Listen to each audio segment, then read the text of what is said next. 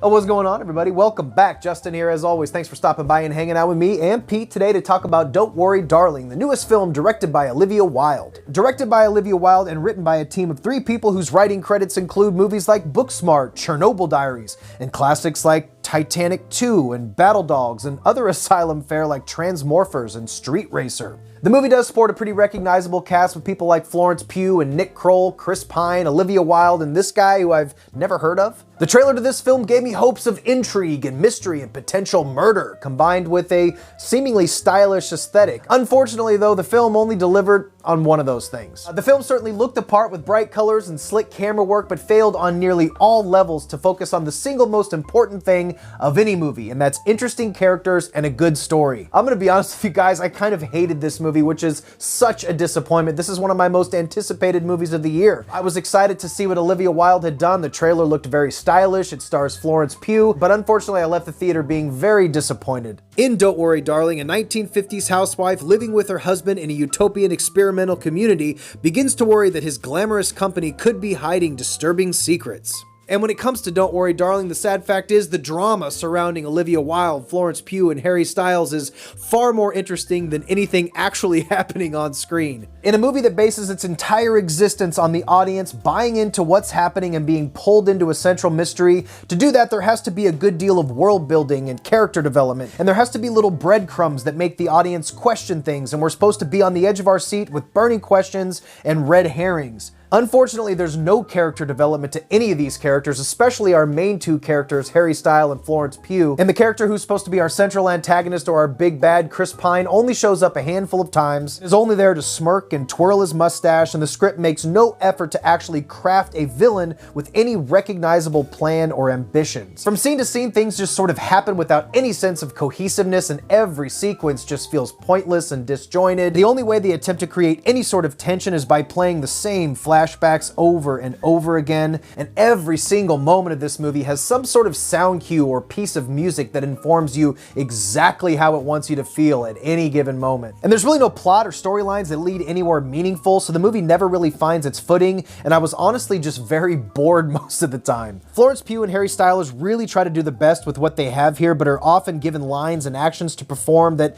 just made them look silly, and I was honestly laughing at most of the moments that were intended to make me feel scared or uncomfortable or disturbed. Harry Styles did give a promising performance and he has good presence on screen. It's just too bad he doesn't have more to work with here. I'd like to see him in something else where he has a little bit more to do. Same goes with Florence Pugh. She's usually great in anything. The first thing I ever saw her in was Midsummer, and she's fantastic, but even her abilities are stretched pretty thin due to the bad dialogue and clunky story and really just nothing happening. Everything is sort of rinse and repeat. Don't Worry, Darling falls in the tradition of movies like The Truman Show or Pleasantville or Stepford Wives, where you have people all together living in this sort of uncanny valley utopian society that seems great on the surface, but may not be quite what it seems once the cracks start forming and villains start to take shape. But the problem is the script just doesn't do anything to create any sort of suspense. Like I said, scenes just sort of happen.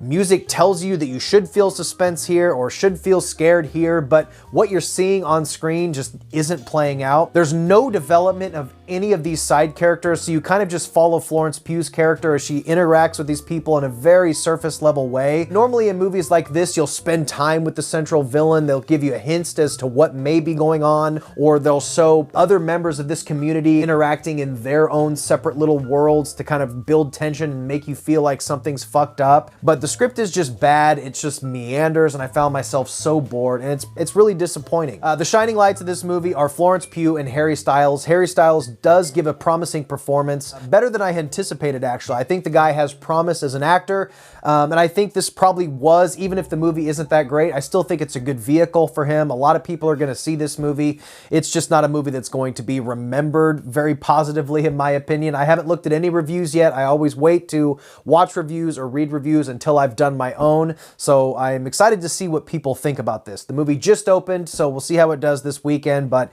it didn't do much for me, and honestly, I cannot recommend it. There's movies like Barbarian and Pearl in the theaters.